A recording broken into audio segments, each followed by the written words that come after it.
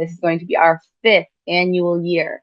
Today we are live streaming with some guests who are generally friends of our Small Town Pride, and we are looking for donations for this year's Pride. You can donate either through our PayPal that can be found in the link to this video or on any of our social media platforms, or you can donate by sending a check to our P.O. Box, which is P.O. Box 173 in North Brookfield, Massachusetts, zip code 01535. So before we have our first guest, I'm just going to give you a little bit of the rundown as to how Small Town Pride began. So we started our organization in summer of 2020. It was me and a ragtag couple of teammates who wanted to put together an organization in support of generally social justice and progressivism issues. And we knew that small town pride, small towns had been cast out for a long time, and we knew that small towns had heart. So we wanted to focus on that education, mobilization, that connection in small town America. Shortly after that, we started gaining members of our team, and the idea of a small town pride got floated. And because we were all from different small towns in central Massachusetts, we kind of decided on this rotating schedule of 2 years in a town before we moved on to our next town. Our really first town was West Brookfield. It was a small event, about 300 people, and that went on for 2 years there in their town common without a hitch. It was incredible. Then we decided in 2023 to move it to my hometown, which is North Brookfield, Massachusetts, which is when we started to get some pushback from the town and the ACLU got involved, which was both scary and exciting.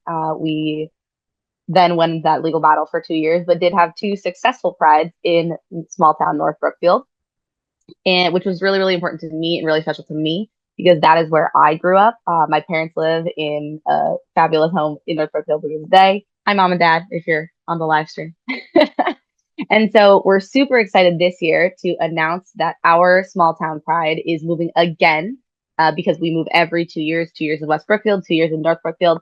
And this year we will also be moving to a town that is close to my heart because it's the town I graduated high school from, which is Spencer, Massachusetts. So we have been welcomed into Spencer, Massachusetts with open arms and very little pushback, no pushback from the town.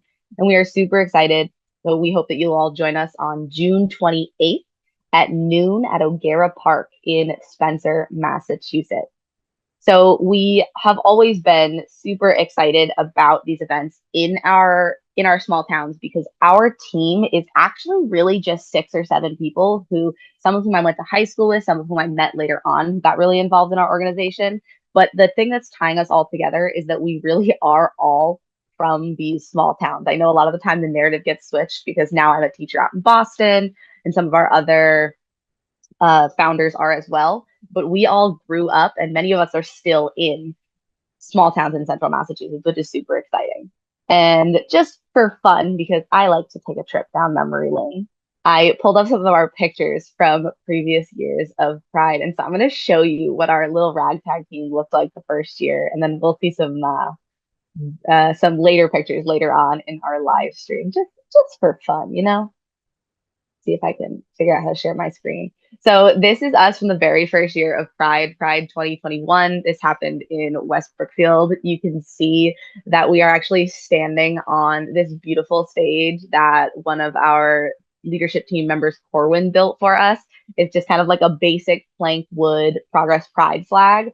And this is the team we put together, some of whom I had been friends with since I was a kid and some of whom I met along the way, because we were all really just like-minded individuals who really cared about small town America. And now I have to find my Zoom link again and stop sharing my screen. So despite our pushback from the town in North Brookfield, the people of North Brookfield were always so unbelievably supportive. And unfortunately, just the, small few really were the loudest. And so along those lines, we wanted to invite somebody who has always been in support of our organization and our event on to just kind of talk about their experience with Pride. So we're super excited to have on the superintendent of North Brookfield Public Schools, Tim McCormick. And so we're going to have him pop in. I think there he is. Hi, Tim. Hi, Sam. How are you? I'm wonderful. Thank you. So, first off, everybody, this is Tim McCormick. He is the superintendent of North Brookfield Public Schools. He has been a friend to Pride and to me while I was volunteering out at the school last year uh, for all year. So, he's been wonderful. So, we just have a couple of questions for you, Tim, just to kind of tell us about your Sure. experience. And we're super excited to have you. So, if you want to start off by just introducing yourself and telling us a little bit about you, that would be awesome. Yeah, of course. Tim McCormick, Superintendent of Schools in North Brookfield. I've been in North Brookfield now for 4 years. My first year was as the high school principal, and the last three I've been a superintendent.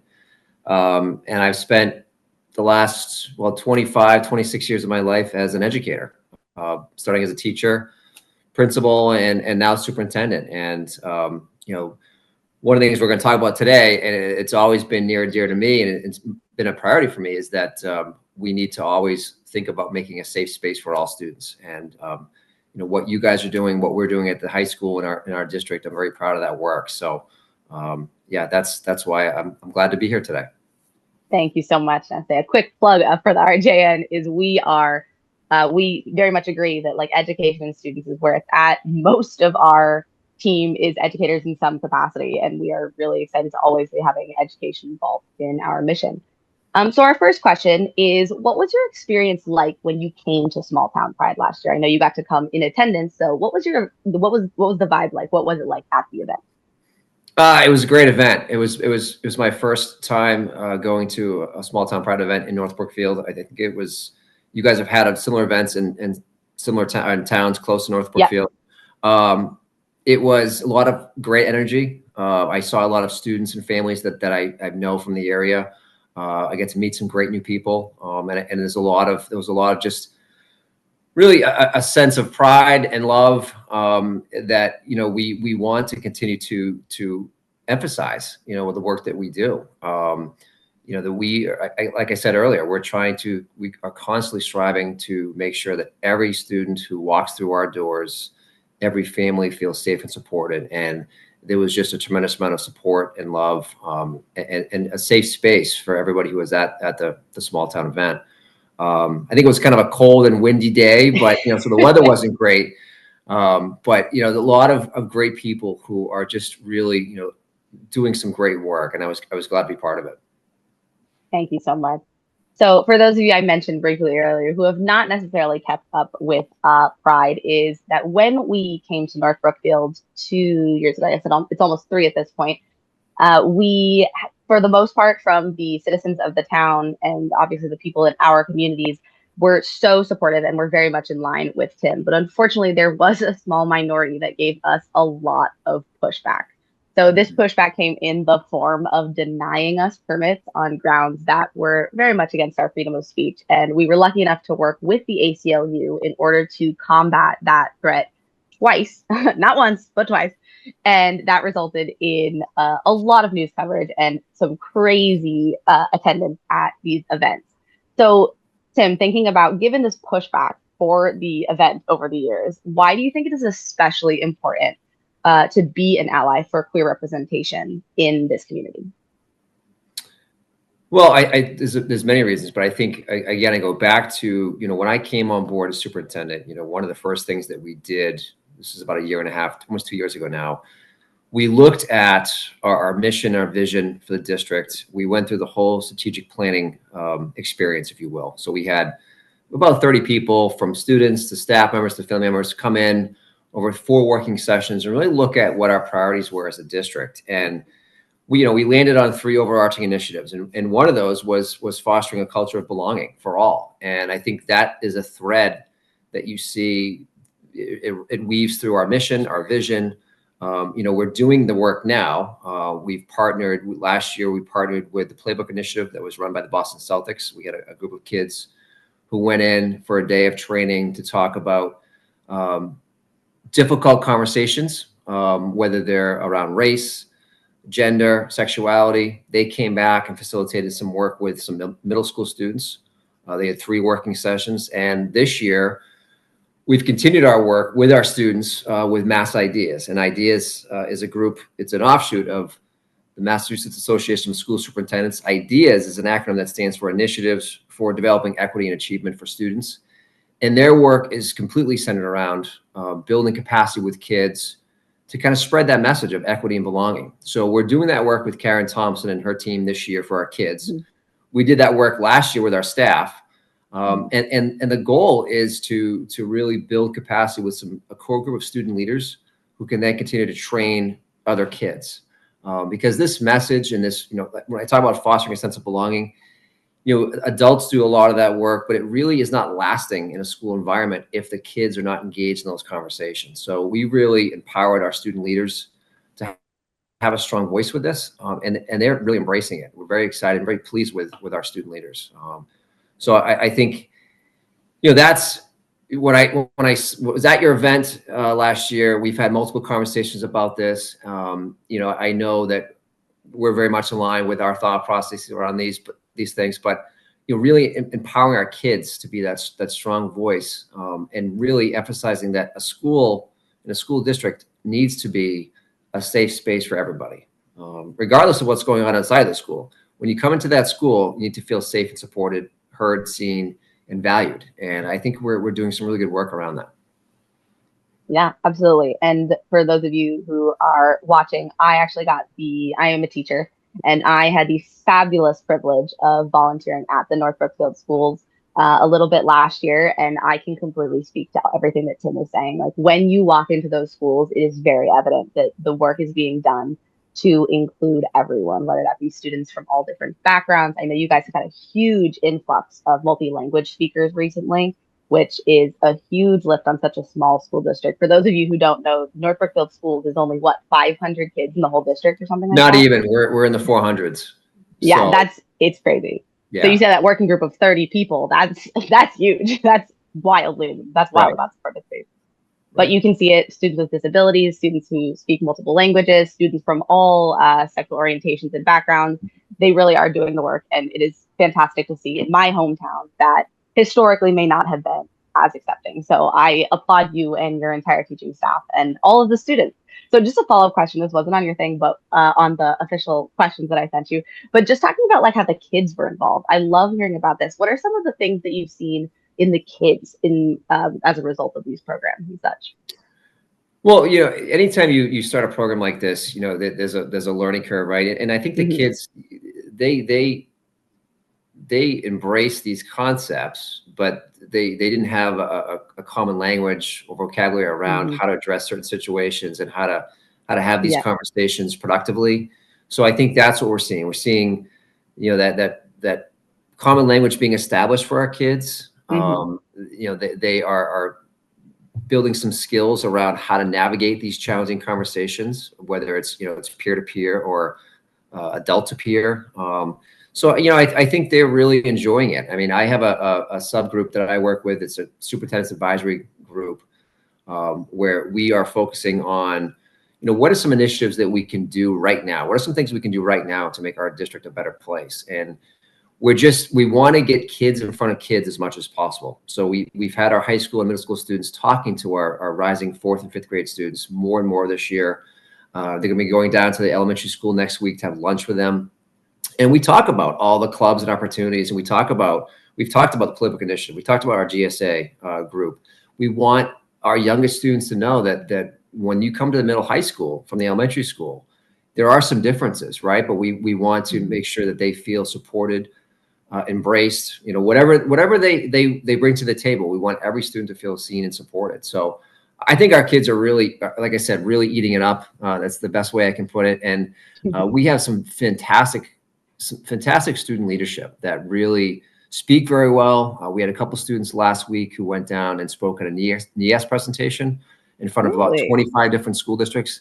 And what they talked about is how North Brookfield, as small as it is, how we really have built up a really strong and inclusive school environment. So it was a great presentation that they gave with one of our school adjustment counselors, and it was really well received. So really some good work that they're doing. That's incredible. And I love the emphasis that you put on like student to student, because as a middle school teacher, they're going to listen to their older peers the whole lot better. They're going to listen to me. Absolutely. And then, so again, those are following along who were not particularly necessarily seeing the whole story as it played out in the pushback from North Brookfield, how that battle with the ACLU and the town ended up was the RJN ended up getting a reasonably large settlement of money in kind of response to our legal battle, our freedom of speech, our lawsuit, however we frame it. And what we ended up doing is we wanted to make sure that the town knew that we did not do this for the money. Like Tim described our event, we really just wanted a happy, safe space for people in this small community that I'd existed in for so long to have that place where people could feel of any background in any capacity, could feel safe and just a day of joy. We did not come at the town for the money. So what we did was we donated the majority of the money back to the school district. And Yes. so now that it's been a year since those settlement funds were donated to North Brookfield schools, has there been any thought or development as to how the school will use that extra budget? I know it wasn't a ton, like enough money for say a whole new staff member or something, but we're just curious if you had any ideas as to where it went. No, and that's a great question. I appreciate you guys making that very generous donation to the district. That was greatly appreciated. You're right. No, though the money, I wanted to make it clear the money was going to be spent directly on some student programming, and we're starting to use it this year for our work with Mass Ideas. So that training that we've been doing, we're coming up with our, like I said, a second big session. I believe it's actually next week, and then we'll have a third session for the years out. So some of that money will go to pay for those trainings for our students. So it's going right back to our students. We're building capacity with that core group of kids. But right now we're starting with about 25, 30 kids who are in this group. So for a small junior, senior high school, that's a lot of students. And I think the principal and the council did a really thoughtful job of selecting these kids who wanted to be part of this. And I think they're going to really spread the message very well. Oh my gosh, that's incredible. Thank you so much, Tim, for coming on, just chatting about that. Thank you. Is there anything else you want to say to our viewers before you sign off and enjoy the rest of your Saturday?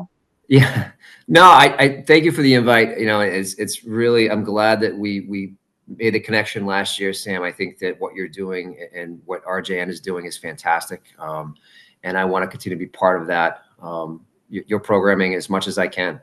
So anything we can do to support each other, please do not hesitate to reach out. And I look forward to some events in the future. Thank you so much, Tim. We too, I can say the same about you, the things that you are doing in the North Brookfield schools. Again, my hometown, something near and dear to my heart. Absolutely just amazing to see in a place that I care about so deeply to be doing such great things and making space for students of every demographic background. So thank you so much and have a wonderful Saturday, Tim. Thanks for joining us. You as well. Of course. Bye-bye. We will hopefully see you at our event. All right. All right. So that was Tim McCormick, the superintendent of North Brookfield Public Schools, a huge friend to the RJN and Small Town Pride. Like I said, I got the benefit of getting to volunteer in the North Brookfield Public Schools last year, and it is just a wonderful environment to be in, and really, really brings me a lot of joy and a lot of hope for our future. Listening to some of those kids talk, and the programs that Tim described are only going to further the work that they have been doing. So if you would like to help us further the work we're doing, I am Samantha Laney of the Rural Justice Network, and today we are live streaming to fundraise for our annual Small Town Pride Festival. So if you'd like to donate to our Small Town Pride Festival, which is an event that specifically targets creating safe spaces for queer individuals and allies in small town America, because we know that they often get counted out. They often feel very isolated, but we know that small towns have heart, and to bring all of those people together in one place for a day of joy and excitement and entertainment is so important to us. So if you'd like to donate to this event, you can find the PayPal link to our organization in the link to this video, as well as the description to this video, as well as the link tree on any of our social medias. We also have a website, ruraljusticenetwork.com. And we also have a P.O. box if you want to go a little bit old school and send us a check. P.O. Box 173 at North Brookfield, Massachusetts, 01535. My little notes say that it's going to be on the screen, but I'm assuming I'm going to leave that to my tech guy. Thanks, Rob. Shout out to Rob. He's always the guy on the back end, and I don't think he has enough credit. So Rob, you're doing a great job. So Small Town Pride will be on June 28th in Spencer, Massachusetts this year at noon. We will be at O'Gara Park, which is super exciting because, again, we are all from this neighborhood, and a lot of our team members really feel really specially connected to O'Gara because we spent time when we were kids. That was where we hung out. That's where we went to ball games. That's where we chatted with our friends, all those kinds of things. And so we're really excited to be able to kind of bring it back home a little bit, the same way we did for me last year in North Brookfield for some of our other team members who are from, the same chunk of Massachusetts that we know and love. And so, in order to put on that event, another plug of a way to get involved, even if you have $0 to donate, which is totally fine, we have a planning committee because although the organization of RJN is made up of, a handful of ragtag team members that we like to pull together, the actual event takes a whole lot more manpower than that. So we actually have a Pride planning committee that meets every other Tuesday. They will be meeting this Tuesday at, I believe, 7 o'clock on there's a link in our on all of our socials. You can find these fabulous graphics that again our fabulous tech guy Rob has made. And so the link is on our link tree on all of our social medias. And so you can find those there if you are interested in helping plan the event. If you are from the area, we are looking for vendors, we are looking for performers. And if you don't have time to plan in advance, but you would love to be there helping the day of, we are looking for volunteers. So all of that information can again go on our socials. It's all there. We have Instagram, we have Facebook, we have a website.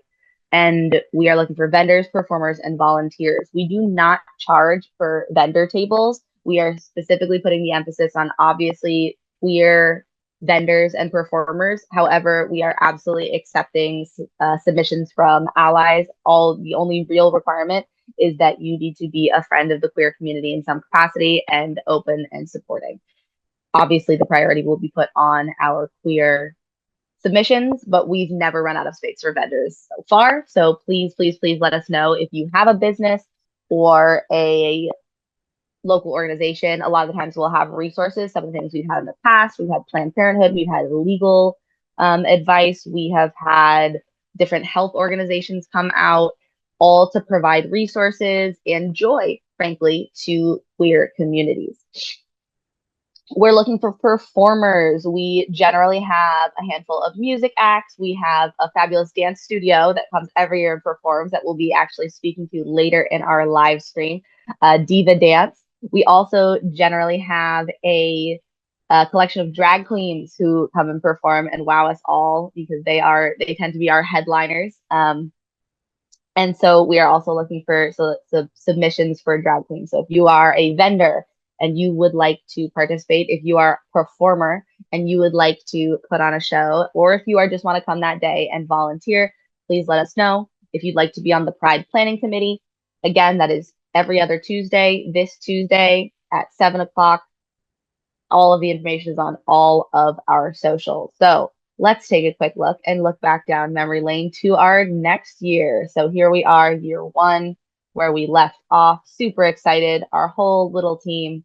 And then the next year, this was our first year in West Brookfield. The next year, we also had our event in Next Brookfield, but it was just a little bigger. We keep growing every year. And as you can see, the stage that we are standing on in this picture was actually propped up and used as a photo drop background because, again, our fabulous construction the construction manager. He does a million things. He's not nearly just that, but he is generally the guy who builds and paints all our stuff. I know his official title is a master painter. Corwin built us an even bigger, more beautiful stage. And obviously, we wanted to keep and hang on to this fabulous creation from the previous year. So each year now we prop it up and we use it as a fabulous backdrop for your Insta photos. So if you're in small town America and you see all these beautiful Instagram photos from all these big cities' prides, and you would like to join in the fun, we have all of that incredible stuff. Here, just introduce some of our team members. This is me. I'm Samantha. And this is Rosangeline. She's also a teacher out here in Boston. We have Yvonne and Rob. Rob is our fabulous tech guy running the back end today. We have Amy and then the fabulous Corwin who built our stage and his wife, Kate, who have been involved for, as long as the event has been happening and will continue to be as we go on. I'm gonna figure out how to stop sharing my screen again. There we go. All right. So ag- again, referencing kind of the pushback that we've gotten, a lot of our pushback has been from the town of North Brookfield, has been surrounding our drag queens, which obviously can be really scary sometimes. And there will always be opposition, but the opposition is small, but sometimes they are loud. So what we are, what so another friend of Pride that we often have at our events who makes everybody feel just a little bit safer is the Parasol Patrol. The Parasol Patrol, we will jump them on in a second, is an organization that is literally what they sound like, Parasol Patrol. These big, giant umbrellas that are just completely rainbow colored to cover up and to block the view of any pushback or protest or counter protesters that we have for our Pride event, and they just make everybody feel a little bit safer and a little bit more joyful. So in just a minute or so, we're going to bring in our Pride's Parasol Patrol partners. Are they? I don't know if they're here yet in the room, but just here we go. Here's Allie. Hi, Allie. You're muted though. There you go. Hi, There we how go. are you? Hi, I'm Samantha. I'm sure we've met before, but for the viewers at home, I'm Samantha. I am one of the founders of the RJN, and we are here with Allie of the Parasol Patrol to just talk a little bit about Pride and the Parasol Patrol's involvement. Hi. So first, can you just introduce yourself to our viewers, Allie? Sure. I am just putting Parasol Patrol in my name. Hi, I'm Allie, and I run a Western Massachusetts contingent or chapter of the national organization Parasol Patrol. And I don't know if you want me to talk a little bit about Parasol Patrol, what it is? Yeah. Why don't you just give us a brief history and breakdown of like what it is for our viewers at home who've Great. never interacted with you guys? Yeah, no, that's great. So Parasol Patrol began in 2019. It was founded by Eli Bazan and Pasha Ripley, and they created the nonprofit in response to a rise in hate groups showing up at LGBTQIA plus and BIPOC events. And they wanted to make it feel a little bit better to go to those events and give people a sense of there being support, like community support for those events.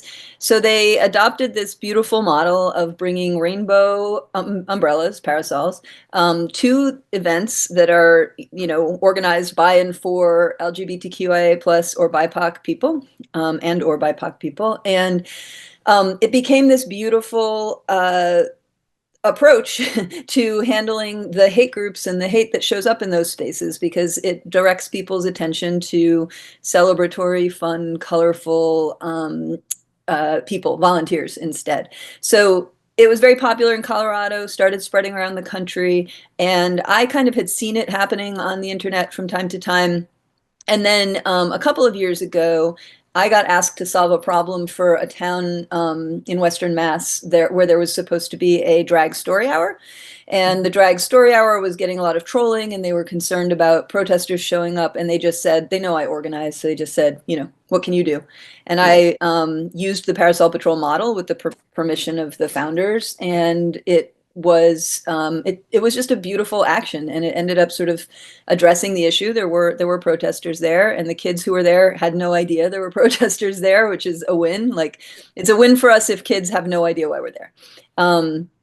And then we got more requests. So the next request was Hampshire Pride, and then Small Town Pride. Our first Small Town Pride was that year, and in North Brookfield, and we became an official chapter about a year ago of the organization. And so now we're all over Western Mass, doing everything we can to shield people from hate. And just for our viewers at home who are trying to imagine what these fabulous rainbow parasols look like, here's a picture of the Parasol Patrol from our event. Was this last year or was this North Brookfield? I think this was North Brookfield. Yep. Yeah, this was, so the last 2 years were in North Brookfield, but this was just 2024. And that was a great day. Yeah, it was a wonderful day. The Parasol Patrol always makes us feel just a little bit safer we know what will always be the inevitable pushback, but it just reminds me, they just are so great at reminding us that we are here for joy and non-confrontation and nothing else. And it's super exciting. We're really happy to have you guys. Thank And you. so that's how I have experienced you all at Pride. Can you tell us a little bit about what your experience at Small Town Pride has been like so far?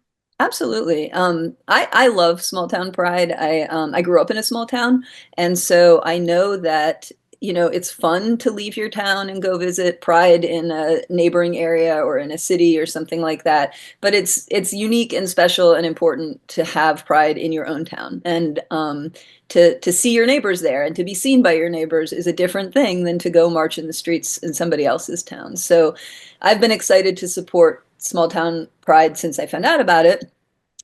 We love the energy of the small town pride event. We love the way the community comes together. You are one of the events where both times we've been there, there have been protesters. And so, which all that tells us is like, wow, this is such brave and needed organizing, right? Like, it's one thing to organize pride in a place where you know you're going to get nothing but love and support. It's another thing altogether to take it on in a place where you know you're going to get some pushback. And it just makes me feel more committed to the event when that happens. So um, our experience in North Brookfield, a couple of highlights for me have been, one from last year was that one of our volunteers randomly showed up with this like inflatable couch, which they put under our tent. And so, you know, the queens are out there in like 5-inch heels and they're like, it's a hot day. And so the inflatable couch became this like place for people to come and like flop down for a little while. And the people in the tent are, you know, are not right where the protesters are. So that kind of became this like safe, like welcoming space for people who just needed to rest for a little bit. And it meant we got to meet a lot of the queens and we got to like hang out with them. And that felt really good. And the other thing that was interesting, I'll be honest, like we got there and some of the protesters had already shown up. And so we needed to take our position in front of them as quickly as we could.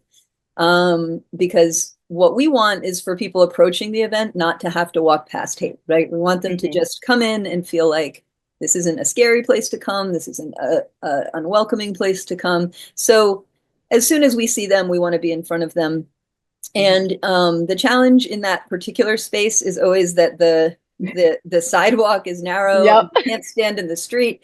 And so the volunteers, we just sort of walked up, stood in front of them, and they were so surprised we were there that they stepped back, and then we held that ground for the rest of the day. And hearing them kind of react to the fact that I think there were double the number of us that there had been the first year was really validating. Just hearing them, you know, I'd hear them on their phones saying there's so many of them this year. And it felt like, good. I'm glad you've noticed that, you know, there's more love here than hate and that we will always come out and have the backs of our community. And one of my actual most favorite of all of our Parasol Patrol experiences happened the first year at North Brookfield, Small Town Pride, which was, you might remember, it was raining that day, like a lot. And Do I remember? I think everybody remembers the rain, and you all had done such a beautiful job of organizing and pulling together the event. And then it's never good when it rains on your day, and so we just wanted the day to be successful for you. And then I always tell our volunteers, like, the good news about the protesters is that, like, if someone's in a hate group, they're not willing to be uncomfortable, right? Like, they would not be in a hate group if they were a person who was willing to be uncomfortable. Right. So they don't want to be wet. They don't want to be hot. They don't want to be cold. They really don't want to be on their feet for the whole day. And so that was in our favor that day. And I think 4 or 5 hours in, they left. They finally left. So we'd been getting yelled at by them for all those hours. And I'd been really focused on them and like the safety of the volunteers. And I hadn't been in the event or paying a whole lot of attention to the event. That year, we didn't have a tent yet. We just were doing our thing. So when they left, I sort of addressed the volunteers, and then we all started coming across the crosswalk to walk over to the group. And the crowd just like applauded. They saw us coming over, and, you know, it's pouring rain and there's still hundreds of people out, like, you know, with gratitude and like welcoming us back into the group, even though we've been sort of on the outskirts for the whole day. And it just filled my heart because it was just this feeling of like, wow, like this community saw that we were here, you know, we're glad that we were here, took some comfort in that. And look at you all, like, it's raining, it's not a nice day, and people stayed and had the celebration. So to me, that spoke to how badly it's needed in your community, that people were like, I don't care if it's raining, this is our day, we're staying. Absolutely. And when they say raining, we mean raining. It was pouring. But you know Yes. what? We were showing up, rain or shine. Here, queer, not going anywhere. And it's so funny because that is a well-documented day because the ACLU was there. And so I had to laugh because, I was pretty like not paying a whole lot of attention to the videos and stuff like that Right. because I was focused. And then all of a sudden I find out that there's like a video that the ACLU put out and we're all in it. And we look like drowned rats. Like we are like our clothes are clinging to us and we are dripping wet. And I'm laughing because even though we have umbrellas, like people are all like, why are you all wet? You have umbrellas. But like we're holding them in front of us to shield people from what's behind us.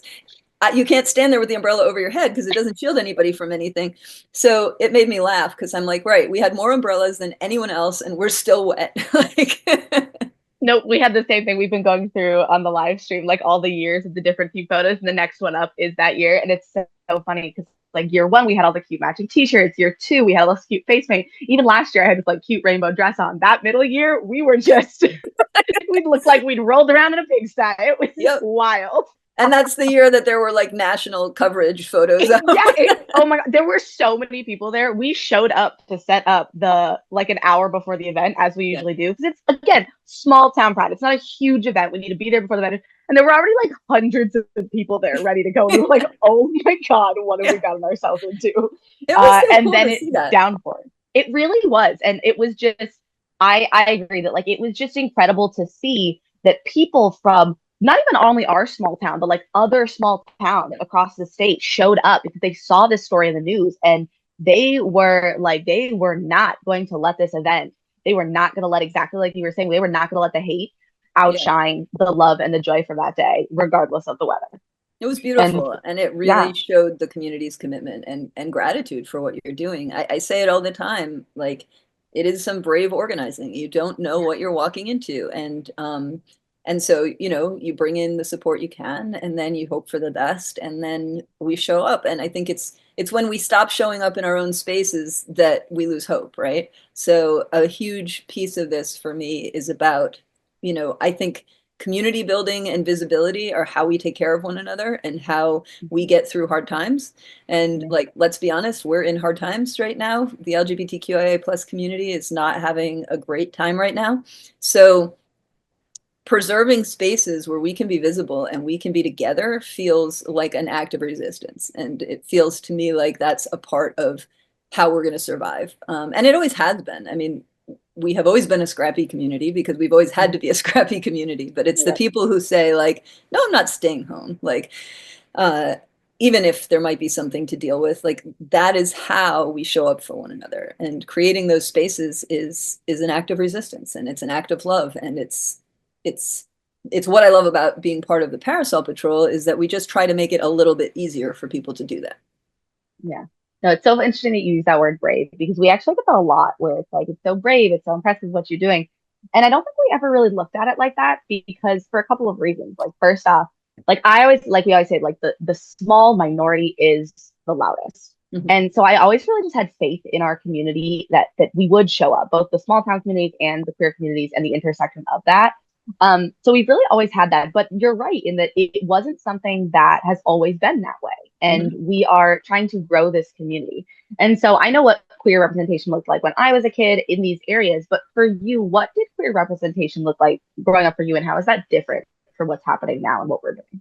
Yeah, so that's a really interesting question. So I'm 50. I came out when I was 18. And I tell this story sometimes because it's such a part of why I do what I do. Like the first time I went to a pride parade, I had such a sense of excitement about it, right? It was like, I figured out who I am. There's a community around me. There's like a party for us. Like, isn't this going to be great? And, I often have to sort of let people know that it was different coming out that long ago. We were not in spaces where there were characters in shows and on TV and in movies and in books that we were like, there were queer characters, but we weren't told they were queer, right? Like we didn't know. Exactly. It wasn't part of the storyline. So visibility was an even bigger deal to me then because it was like you could feel invisible in the absence of those spaces. especially in those And small so towns. I showed up at the first Pride I ever went to, and there were a ton of protesters. Like there were people lining the streets in front of the churches in particular, yelling nasty things. There were people who marched, but with paper bags over their heads because they were afraid to be identified. There was, horrible signs. And I had this moment of like, oh, like I'm going to be hated for this. Like I'm going to be hated for who I am. And it impacted me. Like it really made me angry and sad to think like here this day was supposed to be a party for and about my people, and now it feels bad. And so part of what I think about when I organize Parasol Patrol is this sense of like, um, preserving childhoods, preserving youth, preserving optimism and safety around identities. Because if I had seen a row of rainbow umbrellas instead, it would have changed how I felt, right? Mm-hmm. And my response, because of who I am, was like, okay, I'm going to every Pride I can from now on because like we have to change this. And I'm an activist, I'm an organizer. That's my frame of reference, but it wasn't always easy. And it did feel hard to show up in those spaces where, you knew you were going to be met with hate. So we did a lot of like youth groups marching, chanting, 2468, how do you know your kids are straight? And Great one. I'm taking that. it was a great one. And we got very irreverent about it. And I will be honest, I'll say sometimes I miss like Pride used to be very political. It used to be very political all the time. It was a act of resistance just to go, and we were always sort of fighting for something. And so it's always interesting to me to go to a Pride now and be like, oh, it's just a party. Okay. Like, like we're having a celebration. That's great. But I came up during the years where it wasn't necessarily even safe for people to march. And Yeah. I used to talk to teens about that. And I used to say, there was this beautiful documentary with this man interviewed who was in the first Stonewall March, which happened a year after the Stonewall Rebellion. And his quote, he said something along the lines of like, the first march was not a march, it was a run. We ran for our lives. Yeah. And I try to remember that now. Like we've come a long way. We have a long way to go, and we are experiencing some setbacks, but we have come a long way, and we've come a long way because we've been out in front, and we've been visible, and we've been organized, and we've been willing to show up for one another. And so, yeah, that's why I keep showing up now, because it feels to me like, that's the way we are going to get through this. Yeah, and we talked a lot about that first year that North Brookfield came for us, as to whether or not what we were going to do, and that was kind of what we just kept coming back to, was like the first Pride was a protest. Yeah, and so we decided very early on that honestly, if North Brookfield said no, we were showing up anyway. Yeah, and we were very, very grateful for the ACLU reaching out to us and being able to put on our joy-filled event, because, like we said, that was always our goal. But we made it very clear very early on that we were here queer and not going anywhere, whether they liked it or not. And which so again, brave. Like someone recently phrased something to me, which I loved, because there's a lot of talk these days about safe spaces, right? And someone once said, we may not be able to guarantee that every time, and we may not be able to guarantee it for a while, but we can create brave spaces. We can create spaces that are brave, and spaces where people can be invited to be brave. And I love the idea of Pride as a brave space. Like, I love that, because I agree that like you said, people who are hateful are not willing to be uncomfortable, and part of this is introducing new things. One of my favorite memories from Pride is I saw this young child running up to my little stand looking through stickers, and this big tattooed guy walking up behind him, and I have no idea what this man's beliefs or views were 10 years ago, but I just remember thinking that like this is the kind of man that the queer in me would run from if I had not known. And the little kid ran up and went, "Hey, can I get this for my sister?" Yeah. And the guy behind her looked at her and went, "Your sibling." Yeah. And it was just this moment of like, I don't know. Yeah. Like that man may or may not, I don't know who this man was, I don't know this man, but it was symbolic of that man putting himself in what may have been an uncomfortable space for him for the good of his kids. And like, that's why we do what we do. That's so beautiful. That's so beautiful. Yeah. And we have those moments too. We had one of them I just remembered at our booth at Small Town Pride, where a older woman came up with tears just running down her face and saying, I wish you'd been there when I was young. Like she was like, I couldn't do what you're doing, but I'm so glad you're here. And I wish you'd always been here. Um, and I think I said something like, yeah, you probably went to a lot of events where nobody was there to shield the hate. And she nodded. And we just had this shared moment of like recognition for the trauma that's in the history and the fact that, that kid that came up to your table doesn't hold the history that that woman held and doesn't have to, because we're changing things for her.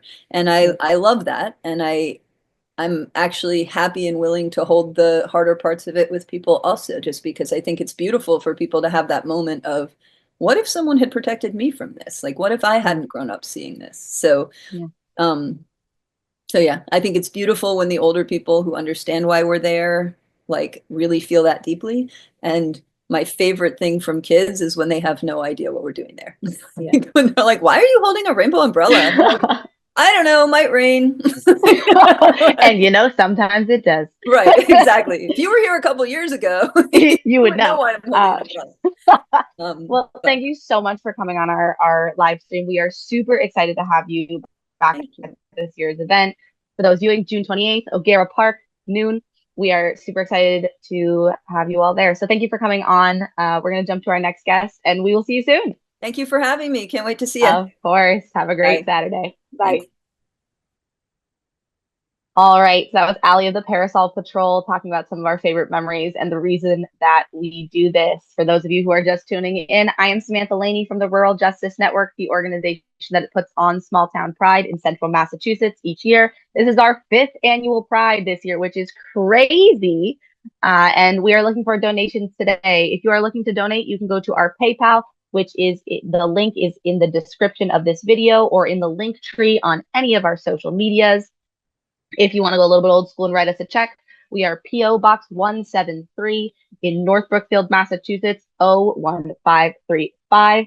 And before we bring in our next guest, who is a longtime friend of Pride, I'm going to pull up the pictures from that fateful rainy year that Allie and I were just discussing. So here we are, our first year, all happy in our cute little t-shirts, our little fits, all ready for Pride. And then this year, it poured, and we all it was chaos from top to bottom. We're not even wearing shoes at this point. I don't know whose shoe this is. And so we are very excited to be able to put on a Pride this year, and we're going to cross our fingers for that rain. So up next we have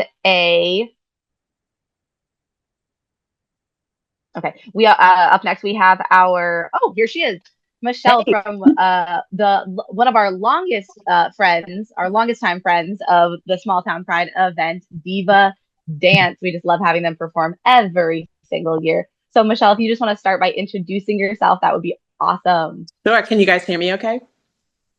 All right, good. Hi, I'm Michelle Mandela. I own Diva Dance School with my daughter, Emma Wint. The school as a business has been since 2019. We started as a program in 2012. I think basically I had danced my whole life. And when I got out of college and was looking for something, there wasn't anything that met my needs. So I decided to start something. So I was teaching Zumba, right? Here we are. That's what we do. Am I right?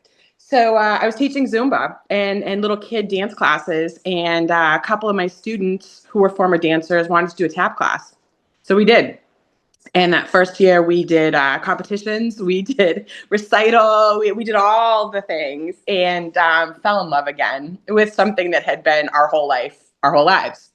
And from there, the program was born. So for the first few years, we were just a program. We kind of found places at other studios. And then in 2019, we decided to go out on our own. We started with 15 students, and we're now at 60 something. I think we're at 62. Wow. Yeah. And we're all adults. We only have adult students. We don't have kids. Really? Yeah. I actually didn't know that. Yes. I actually didn't know that. I knew that you had like a big, robust adult program. I didn't realize it was exclusively adults. That's incredible. We did. As an adult dancer, I love that. Oh, thanks. We have dipped into the kids. A couple of times we've sort of invited kids or had a couple of kids programs, but our passion is really with the adult program, and we found a niche with that. I can say with my full chest and 10 toes on the ground, there isn't anybody west of Boston that does what we do. Nobody. Actually, though, no, as an adult dancer, I've like struggled to find, because you're either like a professional at that point or there's just nothing for you. And so Right. I absolutely love that. Yeah, we have a ton of beginner programs. Typically, the people that come to us are either people like us who've danced their whole lives. They don't want mommy pap with a sequin tunic, right? They want hardcore dance, right? And then the other people that I get to are the people who always wanted to dance, but either parents couldn't afford it, there wasn't an opportunity, or whatever happened, they weren't able to. And so I am their bucket list person.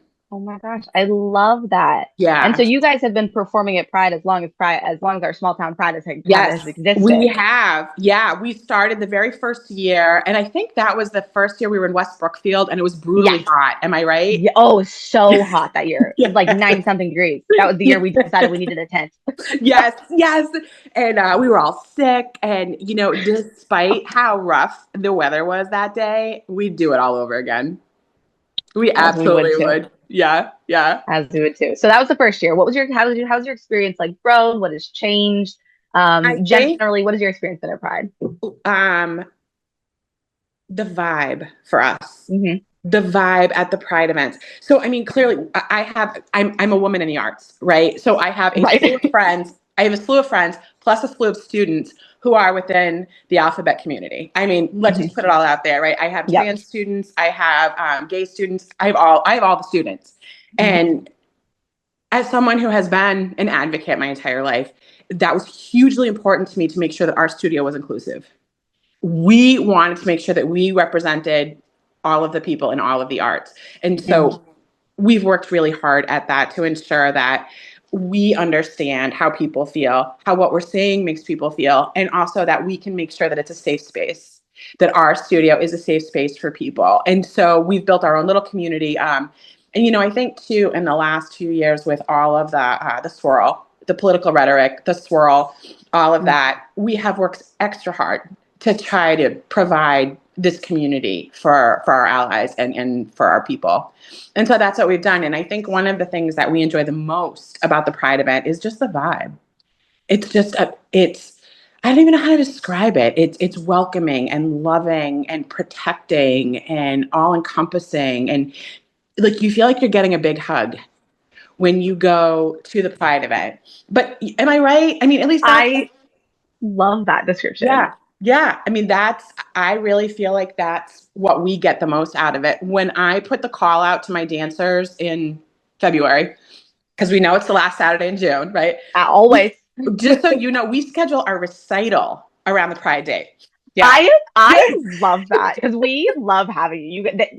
For those of you watching, if you haven't seen Diva Dance, they are a riot. They show up with boas and feather and like rainbow fans and like they go all out. It's amazing. Hey, you know what? You only do this trip once, right? So you might as well make it count. I mean, that's where we're at, honestly. And it already is a bucket list. So let's bring it all out. Right. There you go. Yeah. So we love it. And so when I put the call out in February to my dancers, who's available for Pride, the only time they're not available is if there's a vacation or something else going on. Almost all my dancers, a lot of who are moms of people who are in the LGBTQ community, they show up in full force.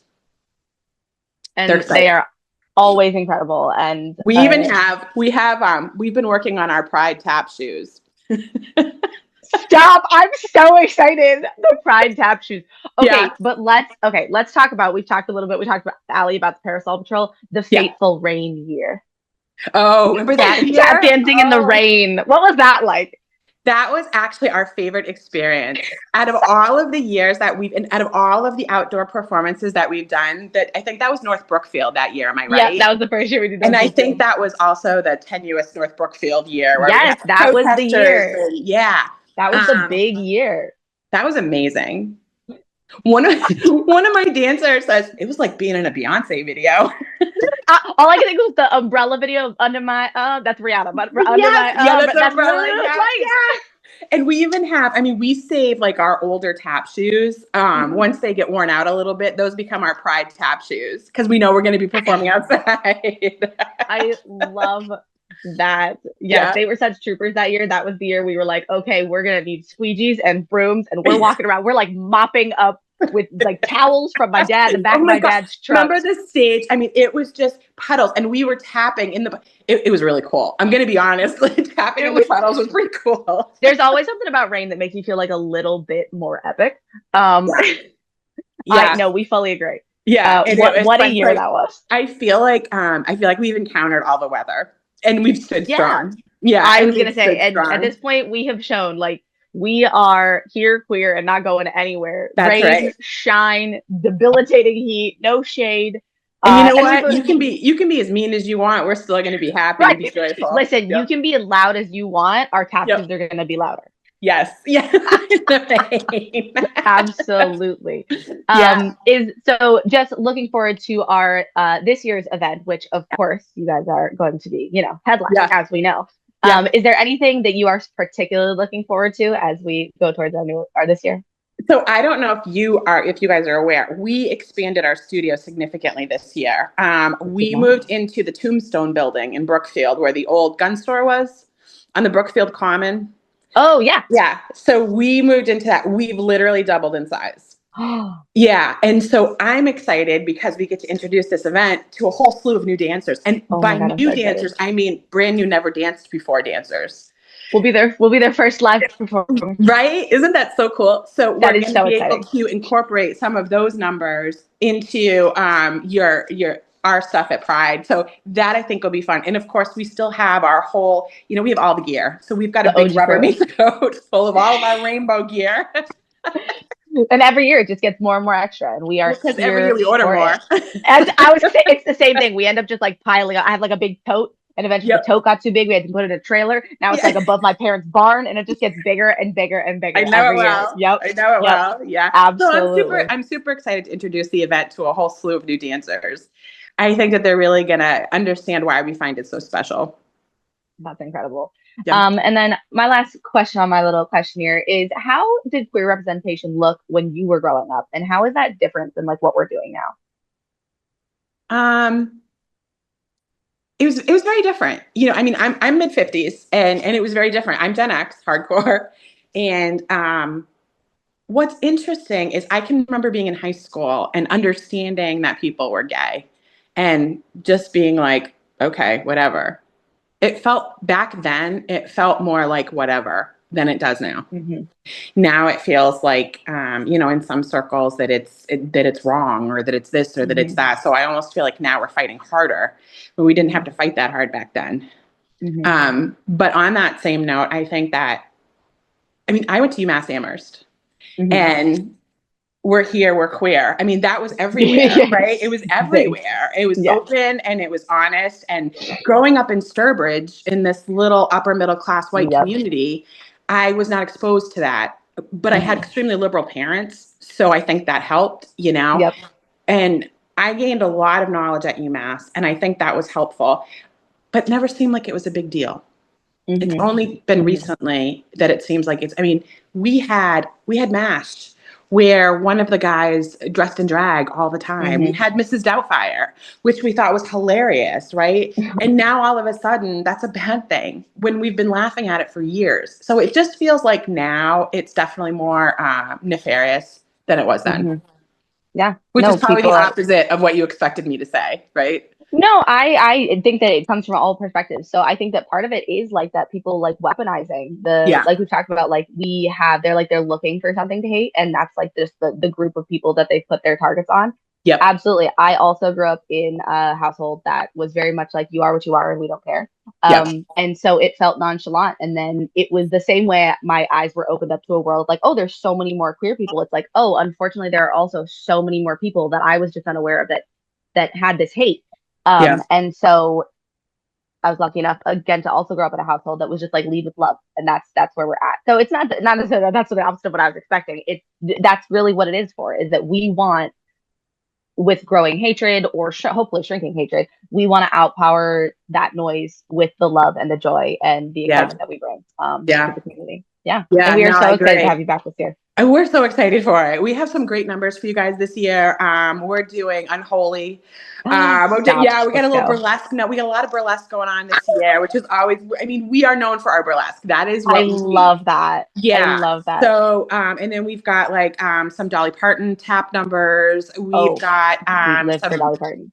We've got some hardcore tap. We've got some Eminem tap.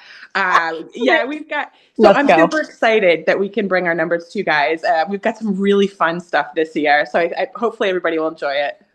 Oh, I'm sure they will. They do every year. Well, thank you so much for signing on with us Thank on such you. short notice. We really appreciate you Hey, jumping no on here. problem.